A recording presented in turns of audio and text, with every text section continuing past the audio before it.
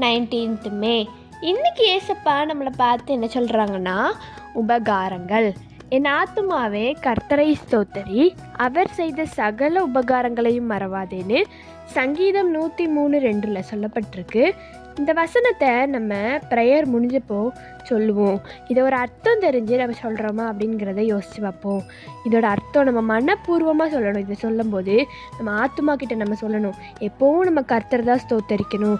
ஏசப்பா செஞ்ச சகல நம்மளுக்கு நிறைய ஏசப்பா நல்லது செஞ்சுருக்காங்க, அது எதையுமே நம்ம மறக்கக்கூடாது அப்படின்னு சொல்லி நம்ம ஆத்துமா கிட்ட நம்ம சொல்லணும்.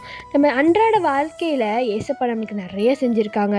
நம்ம இருக்குது, நம்ம பண தேவை, நம்ம இருக்கிற வீடு அப்படி சொல்லி ஏசப்பா நம்மளுக்கு நிறைய செஞ்சுருக்காங்க. அப்போ அதை நம்ம தினம் ஸ்தோத்தரித்து நம்ம அதை மறக்கவே கூடாது. ஜெபம்.